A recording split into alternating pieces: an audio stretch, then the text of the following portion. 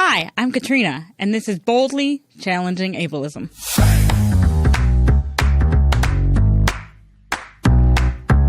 I'm your host, Katrina Simons. I'm the Community Program Specialist at the Institute on Community Integration at the University of Minnesota. This program explores various topics that impact people with disabilities in our community. Each episode addresses a different aspect of our society within the context of ableism.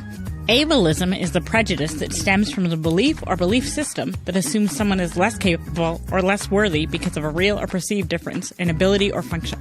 On this program, we hope to answer some questions you may have been afraid to ask, or maybe some you didn't even know you had. Thanks for joining us. I hope you enjoy the conversation.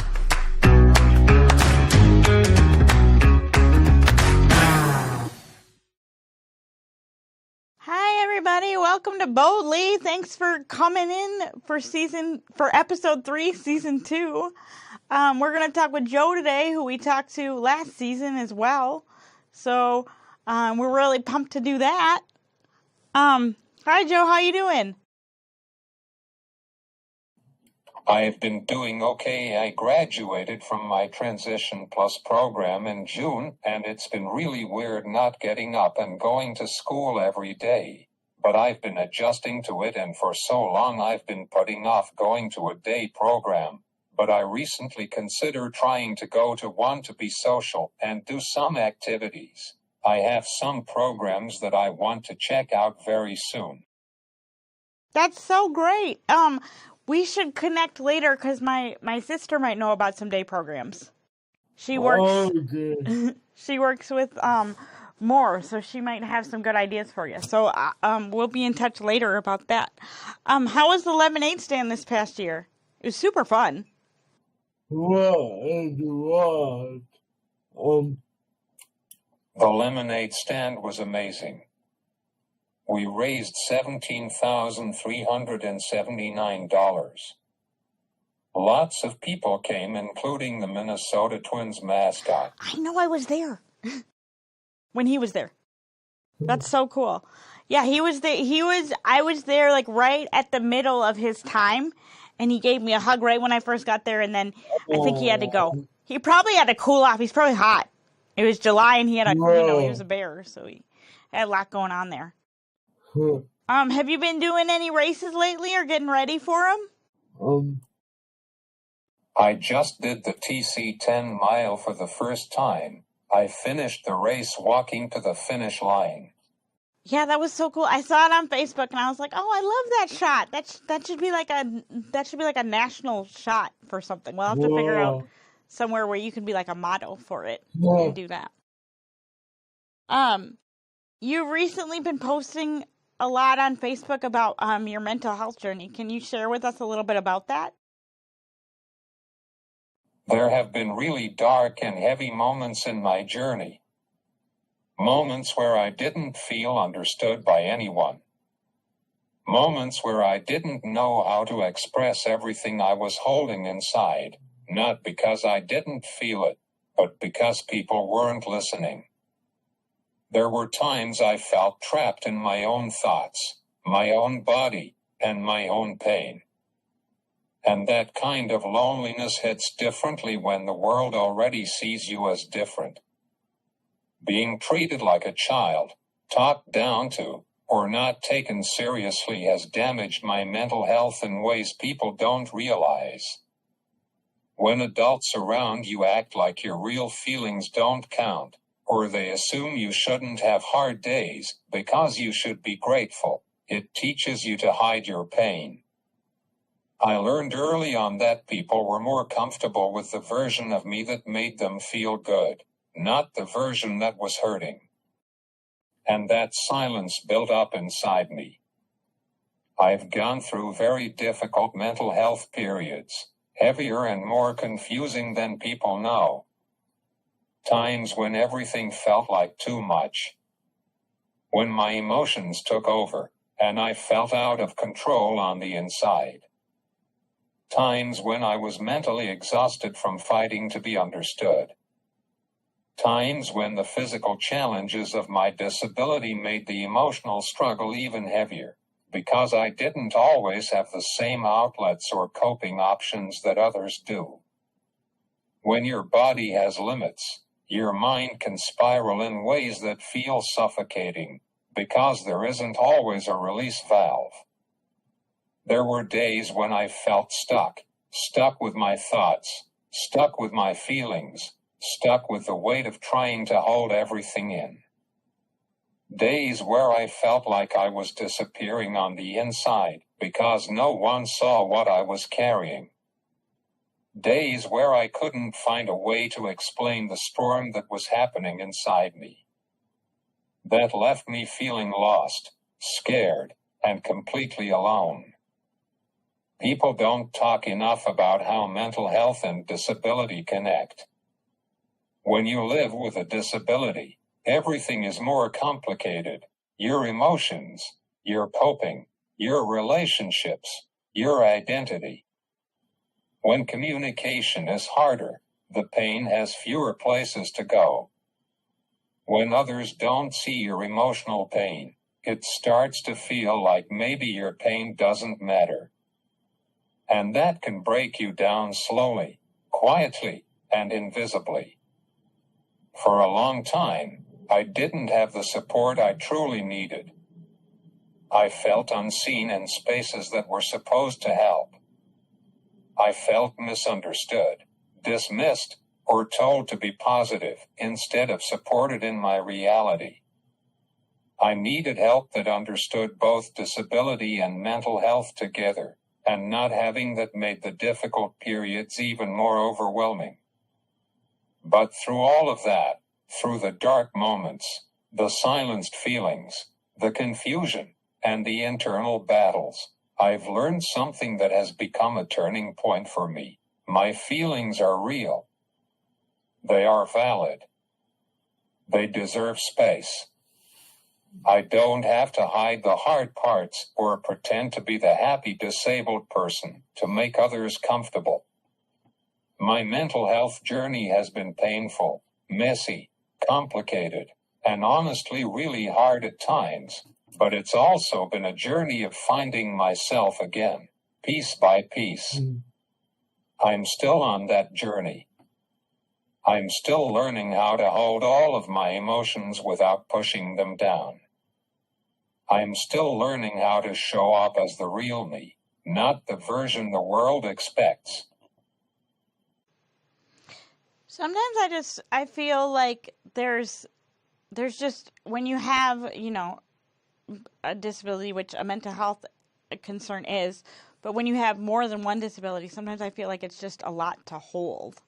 And I feel like a lot of times people sort of don't understand that until we tell them, or feel like there's a lot of pressure to only have like one thing going on at a time, but a lot of times there's both, and it's just heavy, and it sounds like you've been maybe going through some of that. What led you to post about it? I post about my mental health journey because keeping it all inside was starting to hurt more than speaking the truth. For a long time, I stayed quiet about the hard parts of my life because I felt like people didn't want to hear them. I was always expected to be positive, strong, and I learned to hide the pain so I wouldn't make others uncomfortable. But that silence became heavy. It started to feel like I was carrying a secret version of myself that nobody really knew. I reached a point where pretending I was always okay just wasn't honest anymore. I needed people to see the reality behind the smile, the part of me that struggles, breaks down, feels lost, and battles with emotions that are intense and overwhelming. Posting about it was my way of finally letting myself be seen as a whole human, not just the happy version of me people preferred. I also posted because I was tired of feeling alone in my own feelings. When you go through dark or confusing mental health moments and no one seems to understand, you start to believe you're the only one who feels that way. Sharing my truth was a moment of saying, "This is my reality, and it deserves to be acknowledged." It wasn't about being strong, it was about being honest. It was about finally giving my pain a voice after years of staying quiet. In the end, I posted because I needed to breathe. I needed to stop holding everything in. And I needed the freedom to exist as myself, not just the version people expect. It sounds like you had a lot of pressure on you, and I just wonder if the things that you've learned from your journey with cerebral palsy were helpful at all in your journey with mental health. They were helpful. They were helpful? Well, Well, that's good. Have other people done things to be helpful in your journey? Yes, but not in the way people usually expect. Okay. Living with CP hasn't magically made my mental health easier. If anything, it has made it more complicated. But the experiences I've had because of CP have forced me to face emotions most people never have to deal with so early in life. Living with CP has taught me what it feels like to be misunderstood, underestimated, talked down to, or treated like I should always be grateful. Those experiences have shaped my mental health journey, not because they were lessons, but because they were realities I had to survive. And surviving them did make me stronger in certain ways. It taught me how to sit with uncomfortable feelings, how to keep going even when things feel heavy, and how to hold on to who I am when the world tries to tell me who to be. But I want to be honest, I don't believe that having CP automatically gives you mental health wisdom. No, I don't. It often gives you more pain to work through. It gives you a deeper emotional world because you've had to face things others didn't have to think about. If anything helped me, it wasn't the disability itself, it was the inner work I had to do because of how people responded to it. So yes, some of what I've learned from living with CP has helped me, like resilience, emotional depth, knowing myself, and understanding that pain doesn't make me weak. But it didn't come from a place of CP as a gift. It came from struggle, from hurt, from having to grow up emotionally in ways most people never see. Mm-hmm. And what have other people done that has been helpful to you?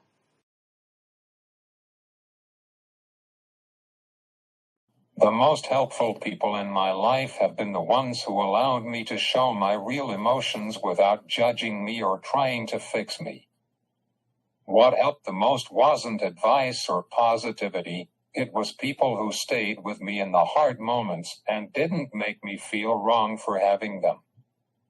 It helped when people listened to understand, not to respond.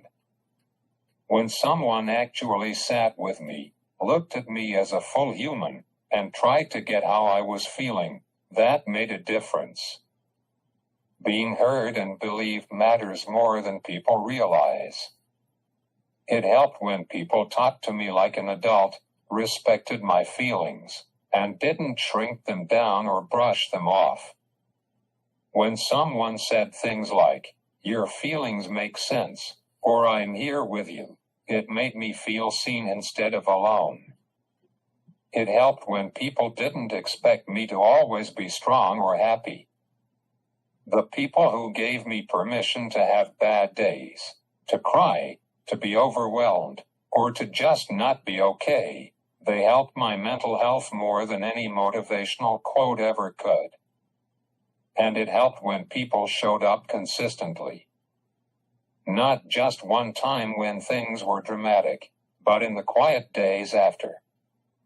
People who checked in, who remembered, who didn't disappear when things got heavy, those are the ones who helped me heal. The truth is, The most helpful thing others have done is accept all of me, not just the cheerful or inspiring parts, but the messy, emotional, complicated parts too. I feel like sometimes like the greatest gift we can give ourselves is to be authentic and to not cover up all those messy parts.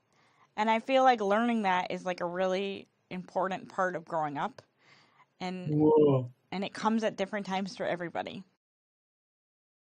Yeah. Really dark. Yeah. You've recently also been posting a lot about your journey with the Christian faith. When did that start? My journey with God grew throughout my struggling. It formed in the middle of the emotional weight I was carrying, when my mind felt crowded with thoughts that wouldn't slow down and feelings that didn't have a place to go. It grew during the times when life felt confusing and heavy on the inside, even when I looked fine on the outside. I didn't have a map for it. I didn't have the right words. It grew simply because I needed somewhere to the pain I had been holding in for so long. I needed something steady to hold on to when everything inside felt like it was falling apart. There were days when I woke up with a heaviness sitting on my chest that stayed with me through the whole day. Days when my thoughts were spinning so fast that I couldn't catch a single calm moment. Days where I felt like I was silently collapsing on the inside, while everyone around me assumed I was okay. It's a specific kind of pain to look like you're holding it together, while inside you are fighting not to break.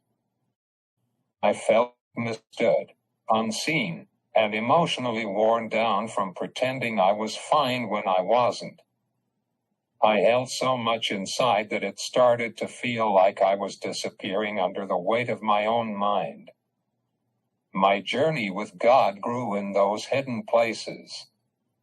I didn't come to God with strength. I came with exhaustion. I came with hurt that I didn't know how to explain. I talked to God through tears that came without warning. Talked through silence when I had no words left. I talked through the kind of hurt that made it hard to breathe. I came to God with honesty about how much was going on inside me. The fear, the confusion, the loneliness, the pressure of trying to hold everything in. There were moments when all I could offer God was the feeling of I don't know how to handle this anymore. That was real, and that was enough for God to meet me there. My journey with God grew through the dark emotional nights when everything felt too loud in my mind. The nights where I felt stuck with thoughts that scared me, or weighed on me, or made me feel lost inside myself. There were moments where I didn't feel safe with my own thoughts and didn't know how to calm my mind down. In those moments, I reached for God, not because I was confident, but because I didn't know what else to do.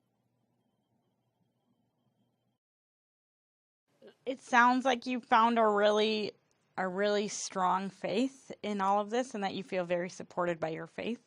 What led you to post about it? I started being more open about my connection with God, because there came a time when staying quiet about it felt like I was hiding the most real part of what was helping me stay alive on the inside. For a long time, my relationship with God was something I kept to myself. It wasn't something I talked about, not because it wasn't real, but because it was tender, personal, and growing inside places of hurt that I wasn't ready to show anyone. God was with me in moments nobody knew about, the moments when my mind felt heavy and my heart felt too full of things I didn't know how to say. It was private because it was the only place I felt safe enough to be fully honest. But there was another reason I stayed quiet for so long. I was scared. I was scared people wouldn't understand. Scared they would judge me, think differently of me, or twist what God meant to me into something it wasn't. I was scared that if I spoke about God, people would assume things, label me, or turn it into something strict, forced, or religious, when that wasn't my story at all. God came into my life in the middle of my pain, not through rules or routines, and I didn't want anyone to ruin something that was personal and healing for me. I was afraid of being misunderstood in a part of my life that felt too important to let others damage with their opinions. I was also afraid of people acting like I was trying to be perfect, or pretending I had everything figured out. The truth was the complete opposite. I turned to God because I was falling apart inside, not because I had my life together. I didn't want people to look at me differently or expect me to suddenly act a certain way just because I mentioned God. I was still struggling. I was still hurting. I was still trying to understand what was happening inside me. Talking about God felt too vulnerable, like handing someone a piece of my heart and hoping they wouldn't drop it. But as time passed, something inside me started to change. I began to feel the difference between how I used to face my internal battles alone and how I faced them with God beside me. I noticed I wasn't breaking in the same way anymore. The darkness that once swallowed me whole didn't pull me under as fast. The emotions that used to take over began to have moments of peace in between. The thoughts that once terrified me didn't control me as strongly. And I knew that change wasn't coming from me trying harder. It wasn't coming from others suddenly understanding me. It was coming from God quietly working inside my heart and mind in ways I couldn't explain to anyone.